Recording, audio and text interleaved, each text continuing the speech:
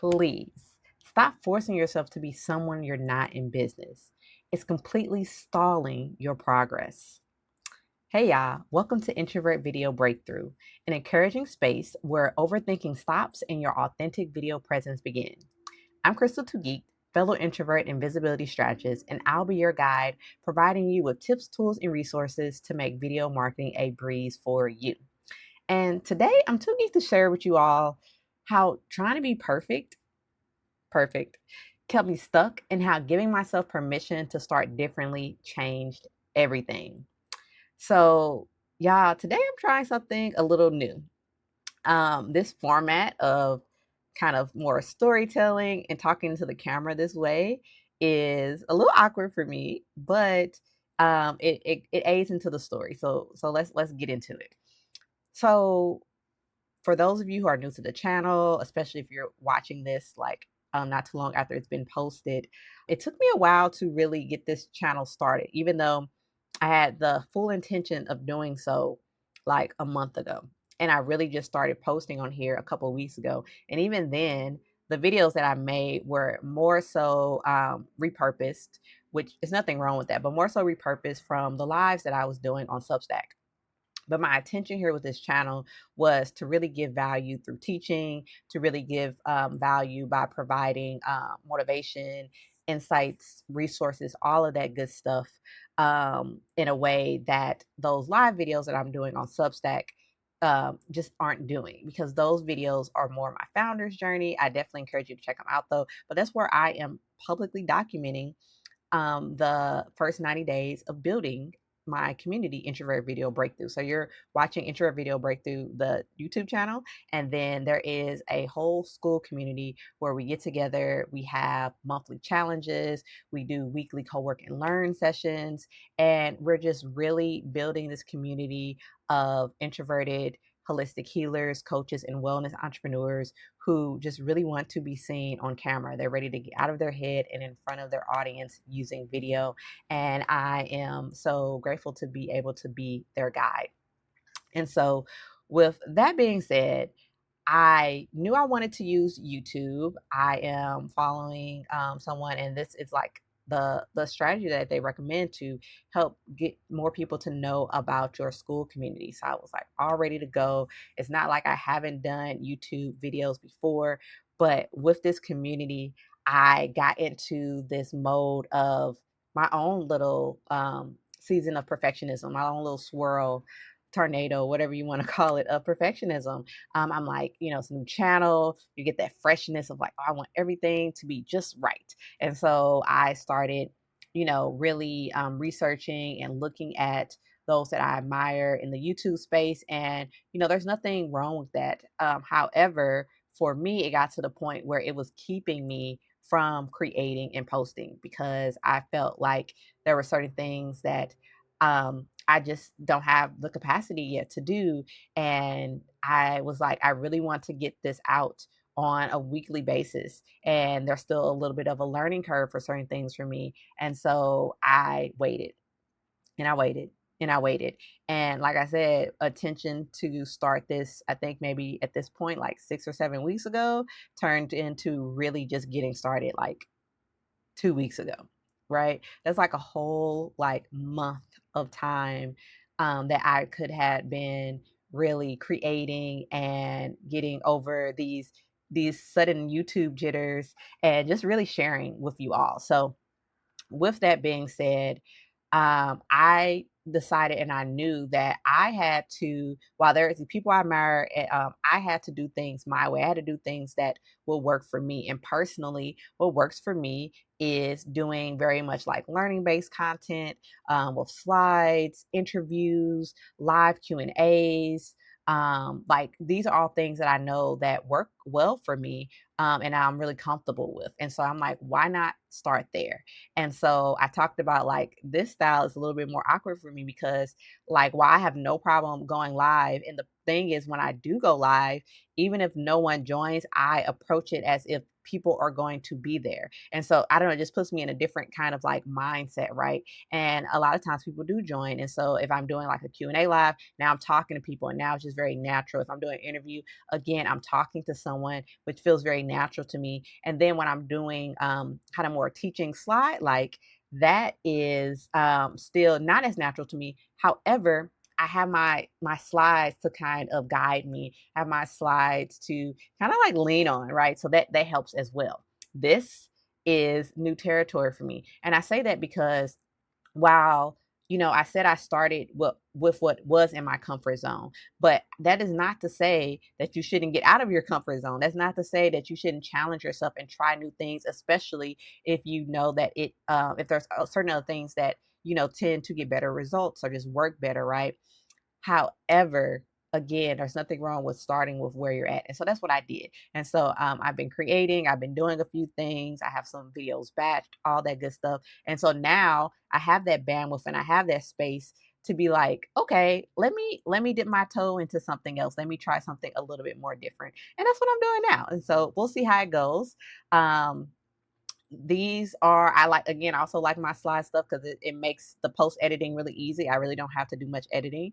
We'll see what this does because like while I love short form editing, long form editing is not my jam, y'all. I will do what I need to do, but I short form editing is for me. And then again, when I do these live interviews, the way that I set them up, I use Ecamm, and it really requires like little to no post editing at the end, which is my favorite because I'm all about easeful content. And for me, like that is just really getting that message out. But of course, I also want it to be engaging and interactive for you all. So let me know in the comments if you're someone too who has been like thinking about doing YouTube, but has been just getting like super caught up and like it has to be this certain type of way, and you haven't yet, or you haven't done it as consistently as you would like to because you're just really overthinking it and kind of in your head. I would love to hear from others who is probably going through something similar as I have been. And so, anyway, all that being said, you know, this goes into not only video, but just really your business.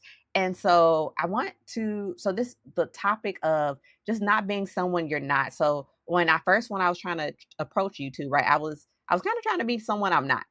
I was trying to approach things completely different because that's what I thought I needed to succeed, even though ironically I have seen people who have used a little bit more simpler formats and have had great success. So really I needed to lean into what works best for me, and then I could start challenging myself from there. But like I said, this doesn't just have to do with video. So let me know in the comments if you all are familiar with human design. And so for those of you who aren't familiar with human design, just in a nutshell, definitely go look it up. But in a nutshell, it's another way to categorize and learn about yourself, kind of like your astrology sign, where they're like, these different things, relate to you. However, it goes a lot deeper. It cross references a bunch of different things, but definitely recommend checking out. So with that being said, for a long time, I thought I was something called a manifesting generator, which is someone who is super energetic, multi-passionate, creative. And I can see why I thought I was that. I feel like someone told me that and I just never like checked or something. I don't know. I don't know how I got in my head that that's what I was, but that's what I believed for years. And I navigated my life like that. And yeah, it burnt me out. It burned me out. And you're gonna find out why really soon, but it burned me out. And I couldn't figure out why. I couldn't figure out why I kept getting burnt out so easily. And again, like some of these traits, like I definitely resonate with. Like I can be energetic. I'm definitely multi-passionate. I am super creative. But last year I got my actual human design reading done, and I discovered that I'm actually something called a projector. And these are people who thrive when it comes to giving guidance, networking, all that, which I 100% relate to. But it also means that I do better in short spurts, energy wise. And I require longer periods of rest and solitude to recharge, which even without knowing my human design, I know I'm an introvert, and it's just like, duh, because for, you know, I realized maybe I haven't said this yet on this channel, but the way that I go about identifying being introverted or not, is really based off your energies. Like, not being social or antisocial. Like, I think you could be, yeah, that's not how I base it off of. Even though that can be part of it. Like, if you are introverted, you might be someone who tends to prefer your solitude and things like that. I need to make a whole video about just like what being introverted is and is not, or what it can look like, because obviously I can't tell you how you relate to the world.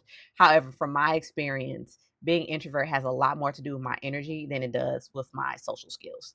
And so, with that being said, I know I have a low social battery. Like, I love people. Sometimes I call myself a social introvert. I love people, but my social battery, y'all, especially if it's a large group, like, I don't have it in me. I got a couple hours, and then the bigger the group, maybe less. It just depends on all kind of different factors. Even if I like you a lot, right? Like, outside of my husband, even if I like you a lot, it's a limited time that we got before I'm like, all right, I need to go and recharge. But I still love the time that I can spend with people. And so, with that being said, so once I discovered I was a projector, that literally changed everything. Like, changed so much. Like, it allowed me to start creating offers and to start building my business in a way that better fit for me.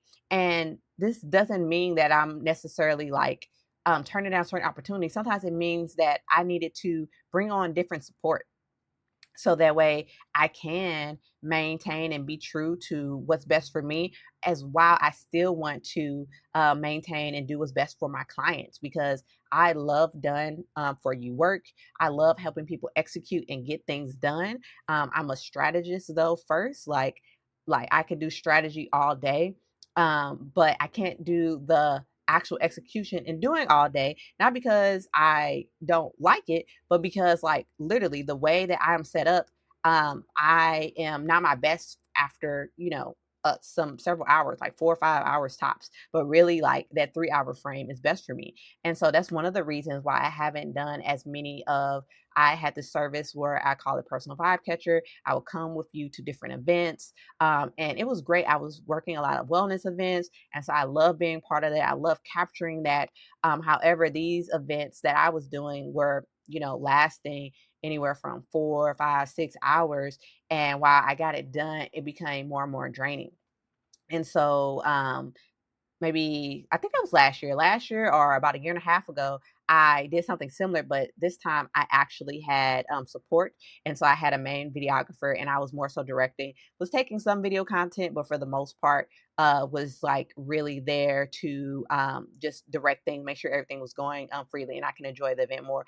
And oh my gosh, such a difference. But even then, even that, like, kind of staying in the stay from beginning to the end, it was a little bit a lot for a little bit a lot for my energy. And so that really helped me. Again, that's something where I know, like, if I'm going to do that again, I would need, even like then, I would want to have a point person for that and the videographer. Like, I would just structure it differently of how I would go about that, because I know how I operate and how I work, right? And so things like that. So with that being said, just because you are introverted, just because you're energy conscious, doesn't mean that you can't thrive in business. It might just mean that you have to go about things a different way, a way that works best for you, which I think should be the goal anyway, right? You're building this business, why not design it for you to thrive, right?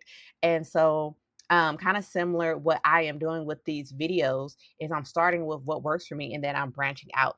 And the other thing too is I can't remember where I was listening or hearing about this, but it was saying something about the power of constraints. And I so agree with that, because, I'm really excited about this journey, because who knows what I might create by catering to my own needs and constraints, right? So much innovation comes from constraints. When you don't have access to everything you want and need, and you have to figure out another way, right? You have to start getting creative. You have to start thinking of new things. So that's the way I look at this kind of stuff. I'm like, ooh, this is a new challenge. This is a new puzzle for me to figure out. And, like, how can I still deliver in the way I want to? but in a way that again fits with me. And that's how you start to achieve that easeful visibility, because I'm going to show up for y'all, but I also need to do it in a way that works for me. So yeah, if you and so I wanted to also share some more like practical ways that you can apply this, right? So if you're a social introvert like me, that may look like you thriving more in intimate settings. So maybe that looks like you going to conferences, and maybe you're not going to the super big conferences, but you're going to more intimate workshops. Maybe things that don't last as long. Instead of like a 3, 4, 5 day event, you're going to like 1 and 2 day events, right? Maybe it looks like you are going to those bigger conferences, but you're being very intentional and strategic about how you approach that. That could look like not attending for the entire day. That can look like, really planning out like which sessions are right for you and only going to those and taking those breaks in between, going back to your room to nap. Okay. I did that, attended my first really big conference last year in LA. And I knew that if I started all the way from the beginning in, that I just wasn't going to make it. And so I would come in like kind of like the afternoon. I would have my mornings to myself, do what I needed to do, kind of recharge, and then go in. So that way, because they had a lot of things going on after the conference that I wanted to attend. And so that's what I was prioritizing. And so that looks like prioritizing that. That can also look like, really being intentional about setting up meetings beforehand so that you already know who you want to connect with and you have that scheduled out. And again, just literally just having a schedule brings so much ease to your day. And so if you're someone who you're like, that's not really my thing either, and you really do prefer your solitude, like again, video is such an amazing way to do that because it allows you to get information out, allows you to people to know about your process, know about your next steps without repeating yourself over and over again. And it's working for you 24/7. So even if you're someone who don't want to put out a bunch of videos, I always recommend having a series where people can get to know who you are, what you do, why you do it, and how to take those next steps. So people can find that any time of the day. And you created that, you put that energy and effort in putting that out there, and that can live on YouTube, which we all know things on YouTube, it lasts for weeks, months, years, right? Like you can continuously push people to where you want them to go after creating, content for a couple hours, or not even sometimes a couple hours. This can be done in as little as 30 minutes if you have the right plan. And so that is why I love video. So I want you to think about this. If you are someone who has been experiencing this, just remember it's not about your limitations, it's about strategy. Like, how can you work with who you are to still build the future in the business that you want? So I want to hear from you. If you've ever felt like you had to become someone you're not in business, let me know. And I want to know, how did you adjust, or are you still figuring out? Drop it in the comments and I'll share any tips or resources that I might have. And yeah, I'm excited to keep creating videos like this for you all, both the technical side of how to approach video as well as that mindset side. So leave in the comments what you think of this video. And until next time, y'all, remember, it's never too late to get out of your head and in front of your audience. Someone is waiting for you.